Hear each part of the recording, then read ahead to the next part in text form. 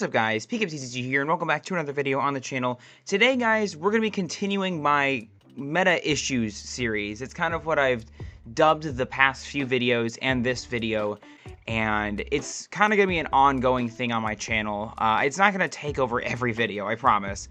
But this was originally planned to be a trilogy, and I knew when I saw a very specific video on Twitter, it was like a parody basically of Control having all these different things. I'll show it on screen now. 3, 2, 1. I'll play Nestball. Let me think about it. I'll Rotom V. I'll Rotom V. Yeah, that's exactly what I was thinking. Looks like I can go into Charizard next turn. All right, I'm gonna draw. I'm gonna play Airy. Can I actually see your hand, please? God damn it. Yeah, sure. All right, let's take a look. Oh boy, 2 rare candies? Dude, you're not winning this game. Jesus. We'll put those in there. All right, I'm gonna miss Fortune Sisters. And I'm gonna discard, hopefully, 5 items. Ooh, that's 5 items. Jesus Christ! Right to your discard, buddy. I'm gonna Professor Turo, pick this up, put it back in my hand, knockout. You fool. That won't stop me. I'll use Erica's invitation. Jesus I get Christ! to look at your hand. All right. Let me see it.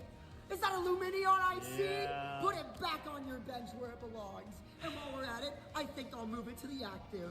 You fool. Am I gonna get a chance to play the game at all? Well, so, see, that's the thing with this deck. You actually don't get to play the game.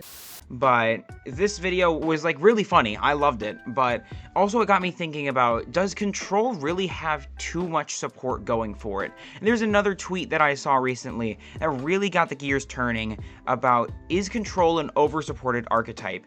Now, it is important to note that we are talking about Blocklax Control today, as you can clearly see the Snorlax sleeping on the screen right now, but there are a few different types of Control, which we'll talk about also in just a moment.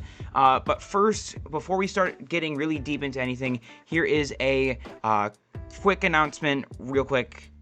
Before we get started, I would quickly ask to see if you're subscribed. I put a ton of effort into planning and making these videos, which can get tough sometimes due to me being a college student.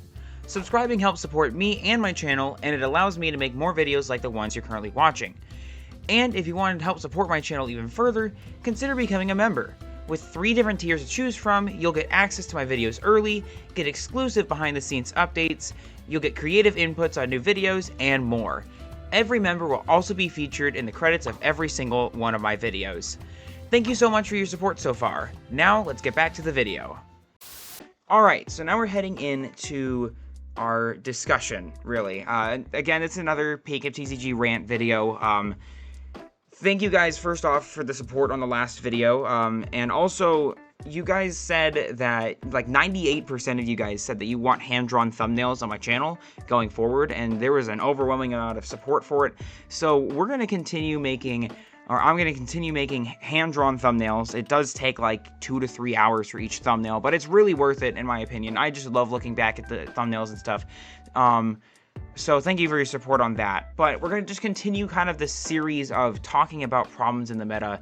I promise we'll eventually get back to regular content like deck profiles and stuff like that soon. But I just like talking about these things in the meta because, again, like I said in my last video about hand disruption, the TCG is in a spot right now where you can kind of be comfortable talking about, like, it's so established at this point that it's like you can have a comfortable conversation about this without something changing, like, on the fly right after you post the video. So today it's important that we're talking about Blocklax Control. There are currently 3 major Control archetypes in the format. There is Pidgeot Control, which is I think the least popular of the 3 right now. Pidgeot Control is engineered by All Out Blitzel. I've talked about him a lot on my channel, especially recently, but like he continues to find new ways to adapt the deck, but it's a little difficult with like Dusknoir in the format and all that right now. But then we also have Cornerstone,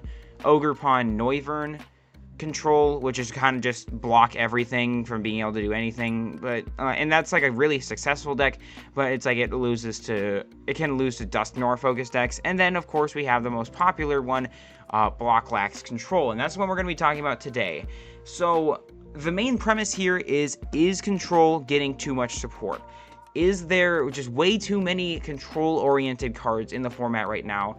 And what does this mean for the future of not only the control archetype, but the format as a whole? So obviously we have Blocklax, we have Snorlax from Pokemon Go right here, which the only purpose that it's in here for is for its block ability, which just prevents opponents from retreating. And there are so many ways for you to be able to stall out your opponent in multiple different combos and all these crazy insane cards that were geared towards sort of a control focused archetype, and even some new ones that are consistently being pumped out, and I think that we'll see in Surging Sparks coming up, but we'll get to that like a lot later in the video, so stick around for that. But we have Snorlax as kind of like the main Pokemon. There's 4 Snorlax in this list. This is kind of just a generic list. That's the accompanying flute. We'll get to that later. This is a sort of generic control list. There's actually 0 energy in here now. Like, control has evolved or devolved, I don't really know, to a point where it no longer needs energy cards to do stuff, and it kind of just sits around the whole time. We also have cards like Mimikyu, which, if you guys saw my single prize video, you kind of know that I hate Mimikyu a lot.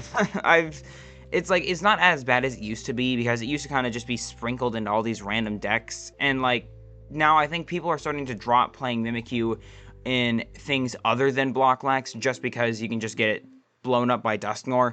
But Mimikyu basically shuts off any chance of your opponent being able to attack it with a Pokemon EX or V, so like really powerful, especially since almost every deck in the game right now is an EX or V focused deck. But then again, Dusknoir kind of keeps Mimikyu in check, which is one of the only benefits to Dusknoir in my opinion. We also have Cornerstone Ogerpon EX in here. Cornerstone Ogerpon is only in here because of the Cornerstone stance ability. The only reason why any of these Pokemon are in this deck is because of their ability. They will not ever use their attack. They will never do really anything else other than just sit there in the active spot or sit on the bench and use their ability. So Cornerstone Mask Ogerpon basically prevents all damage from attacks done to this Pokemon by your opponent's Pokemon that have an ability. So this blocks like Charizard, this blocks Regidrago, this blocks kind of all these different meta attackers, but it's not good against things like Terrapagos and Raging Bolt, so that's why you have things like Mimikyu to try and like shut that avenue down. But the whole deck is basically just geared around trying to trap the most vulnerable Pokemon, and if they can attack with their other real Pokemon like that they want to use, then you can just switch into your blocking cards like Cornerstone or Mimikyu, and they can't really get through it. That's the whole premise of control. There's also Pidgeot V with the Vanishing Wings ability, and it's only used to basically keep your deck infinitely alive. As long as you have a bench slot open, you can place down Pidgeot, you can use the Vanishing Wings ability and put Pidgeot back into your deck. And so basically, if you're trying to stall your opponent out by deck out, and there's nothing that they can really do, or if they're trying to like set up a play, you can just keep Vanishing Wings, and like you can keep churning through your deck with Rotom's Instant Charge, and then you can keep using Vanishing Wings to make sure that you always have a card to top deck. And that's really only the reason why Pidgeot's in here. And then of course we have Rotom V with the Instant Charge ability. Once during your turn, you can draw 3 cards, and then if you use this ability, your turn ends. So that's just a Pokemon, and like that's kind of been a tried and true archetype for a while now. These Pokemon have seen a lot of play so far.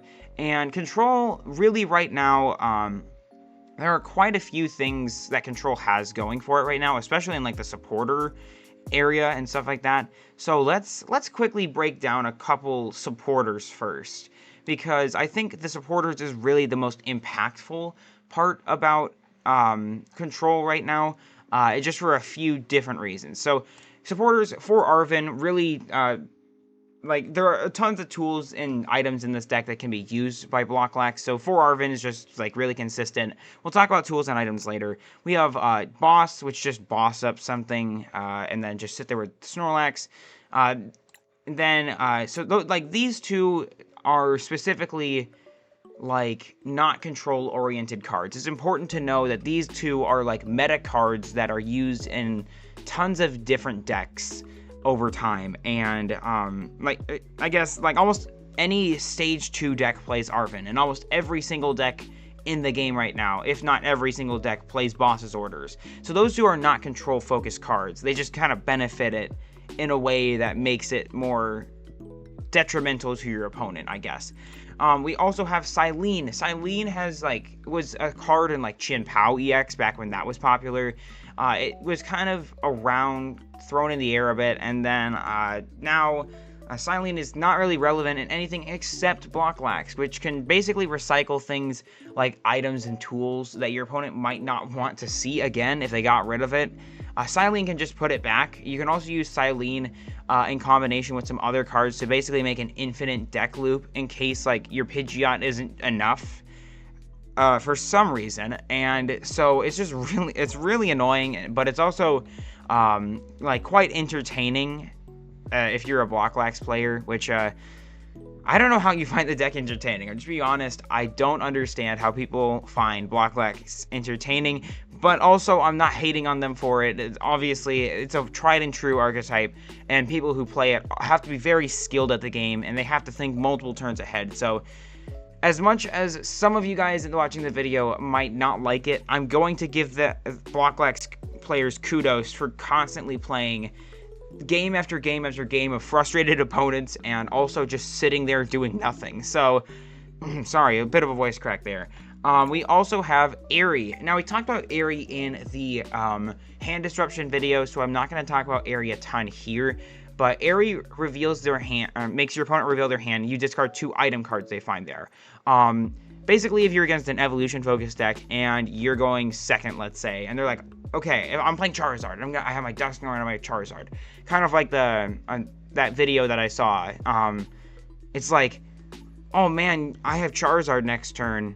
No, you don't. I'm playing Airy and discard 2 rare candies, and now your entire game plan is completely messed up forever, and now you just kind of lose on the spot. So Airy is really only used in control, like I talked about in the last video, and it's being used to massive effect. And this is one of the most annoying cards that control plays, just because it shuts down so many cards or so many decks in this format right now. Charizard, Dragapult, anything that plays the Pidgeot engine. It's just so annoying to see an Airy hit the field, and also it can just discard the most vital cards to you even being able to play the game. So Airy, I think, is one of the first cards on this list that was kind of just purely designed to be a control card from the Scarlet and Violet era. And it's like Temporal Forces.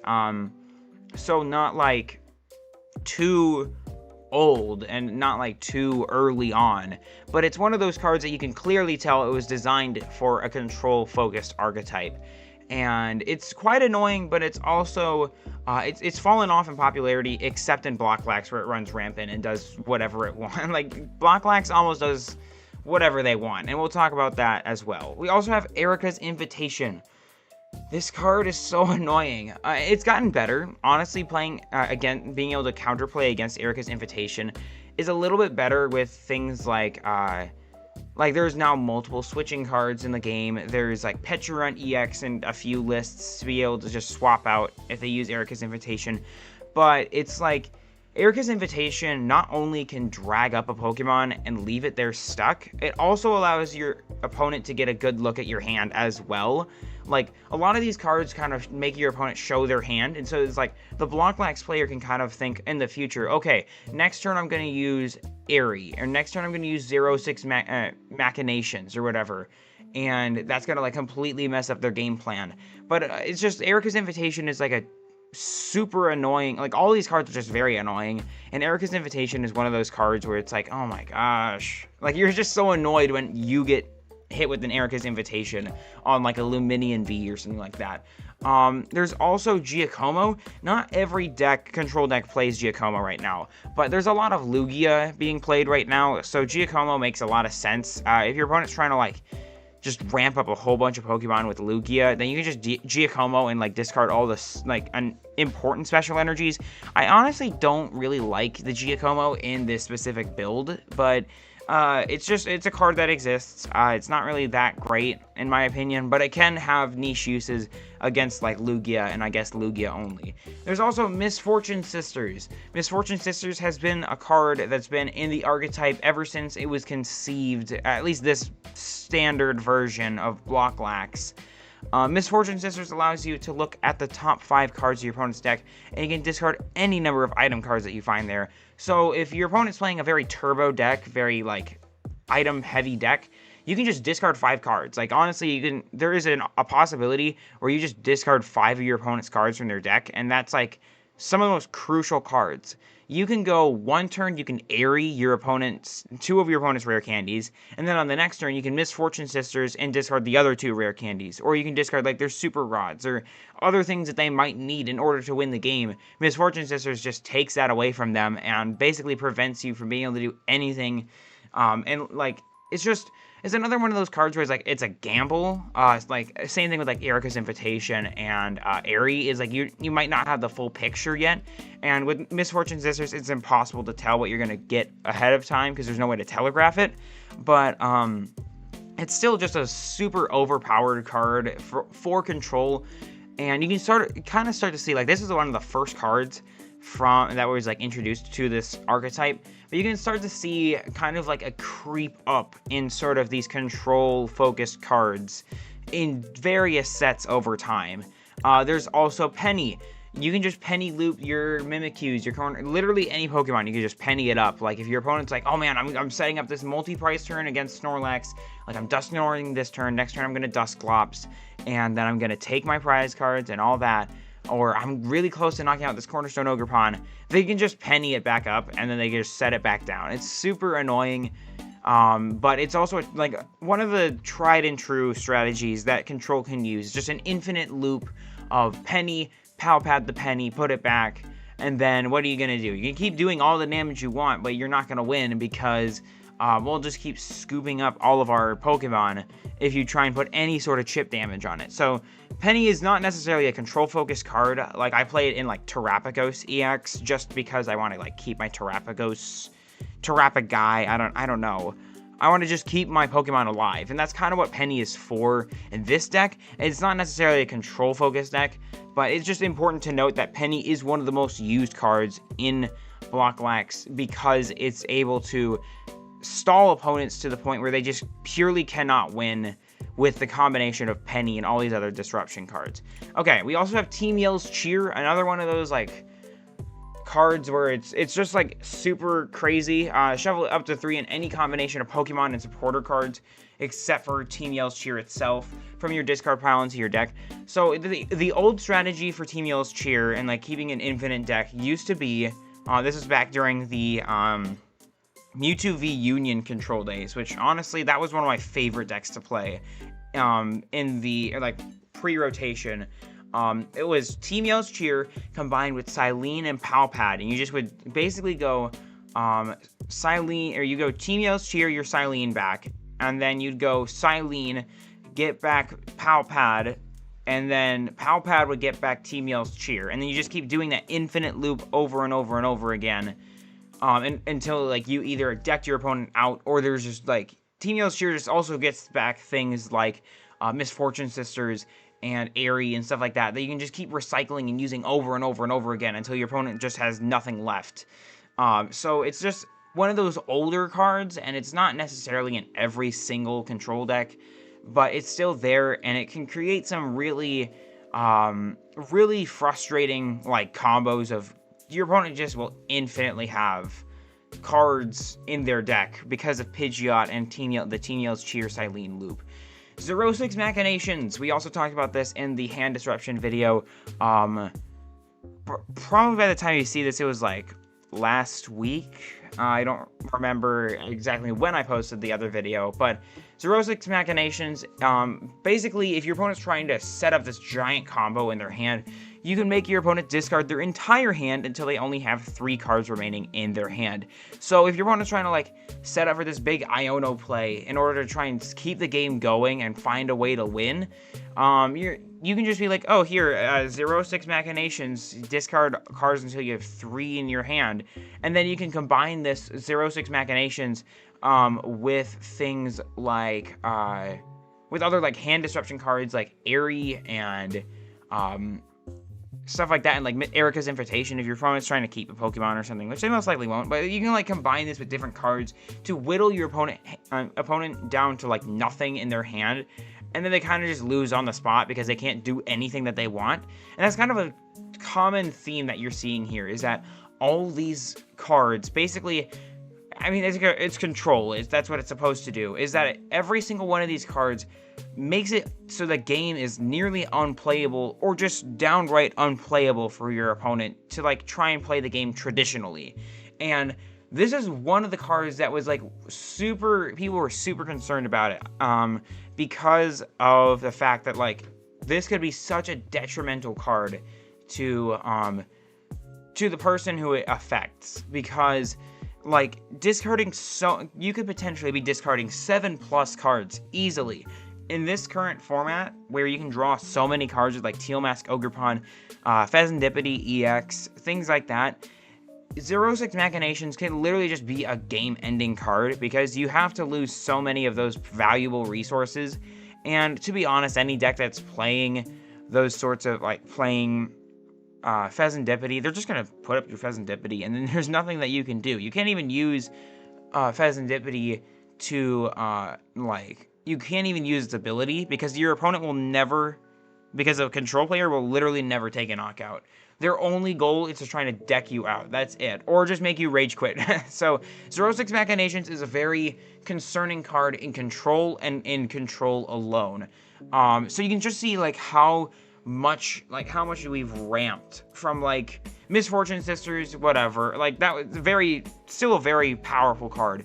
Like Giacomo, which we'll go back, hold on. Misfortune Sisters and Giacomo, like Misfortune Sisters, very powerful. Giacomo, not so much. And then you have things like Erica's Invitation. Then you have like Silene, like all these cards that keep ramping up, and like just how powerful they are in a like disruption sort of sense. And yeah, that's all the supporters, by the way. Sorry. But like you can just see how this supporter line can be so oppressive to your opponent, to the point where they literally just either A, cannot win, or B, they just don't want to play, because it's just so annoying. There are a couple other specific cards that kind of just make Blocklax so much stronger. And one example that I'll give is probably one of the most annoying cards to come out of Twilight Masquerade, and that was Accompanying Flute. You will only ever see Accompanying Flute in a Blocklax deck, because your opponent has to reveal the top 5 cards your opponent will reveal the top 5 cards of their deck, and you can choose any number of basic Pokemon that you find there, and your opponent's forced to put them down on their bench. So you can put things like Cleffa, or like Luminion, or like these useless support Pokemon down onto their bench, and then your opponent is just kind of forced to sit there with that. But there is counterplay to this now. There is I guess, hold on, sorry, I'll get back to that in a second. I just had a light bulb in my brain. Sorry. But Accompanying Flute is kind of mitigated by the fact that your opponent will most likely just have a lot of Pokemon down to begin with. Maybe not if you're playing against Blocklax, but if you're playing something like Terapagos, where like your whole point of the whole point of the deck, or like Palkia, like your whole goal is to just have tons of Pokemon, and then you kind of just keep hammering away with a full bench. Then Accompanying Flute can be kind of useless in those regards, but against things like Charizard, where essentially Charizard only needs Charizard and Pidgeot, or maybe just even a singular Charizard, then Accompanying Flute can be really annoying, because your opponent can just go Accompanying Flute, and then I'll boss up whatever I just put down with Accompanying Flute, put up my Snorlax, and now there's no way for you to get out of the active spot, and now I kind of just win on the spot. So it's just like every time your opponent also tries to counterplay with things like Professor Turo's Scenario, or Switch, or like Prime Catcher or something like that, remember, first off, Turo's Scenario, it can't really be recycled by conventional means with these traditional decks unless they're playing Palpad, and the most that they'll ever realistically get, even if they play Palpad, is 2 times of using Professor Turo's Scenario. And still, because most of these Pokemon that are going to be out on the field are either single prize Pokemon, or are Pokemon that just completely are like can be scooped up anyways, just makes it nearly impossible for you to be able to just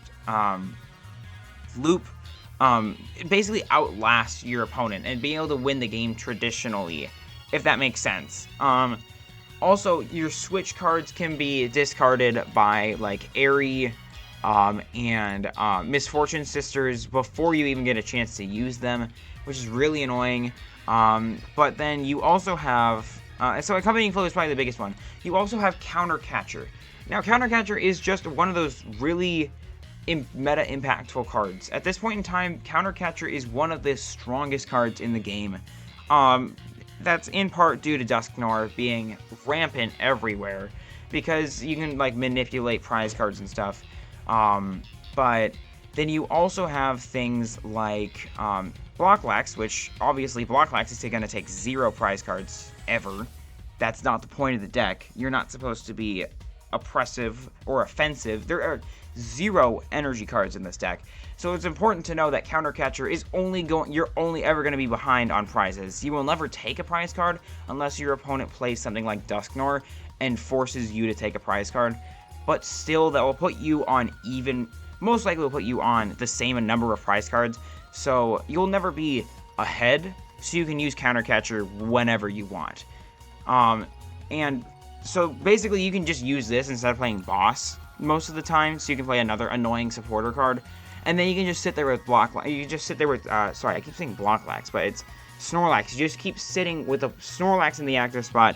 Your opponent maybe gets something out of the active spot. They're ahead on prizes because they're trying to win the game traditionally, and then you can just go Countercatcher, put up whatever you want, and then Snorlax just sits there and your opponent can't do anything about it. You also have, I think that's really, like, there's also Night Stretcher just to get back these Pokemon like Mimikyu, Ogerpon, and like Snorlax right away, rather than like having to Super Rod and research it out, which is irritating. But also it's important to know that Night Stretcher is also one of those like universally used cards. And then you have your tool cards. Bravery Charm is another like universal card. You see it in like Terrapagos, maybe. You see it in like Raging Bolt. You see it in all these other decks that are like running basic Pokemon that you want to keep alive. So it's not necessarily a control-focused card, and I'm just kind of going over the most problematic cards, I guess. There's also Forest Steel Stone, Rotom and Pidgeot can use it. And then you also have Handheld Fan, which is a newer card from also Twilight Masquerade, which basically if you attack the Pokemon, like for example, if you attack Snorlax and it has a Handheld Fan, then you can basically move an energy from like the Pokemon that's attacking onto a useless benched Pokemon, and it's just another way of disruption. I think this is another control-focused card because you can literally just starve your opponent out of energies or starve them out of being able to do practically anything. And that's kind of another one of those cards is like, okay, this is not fair at all. Why did they print this?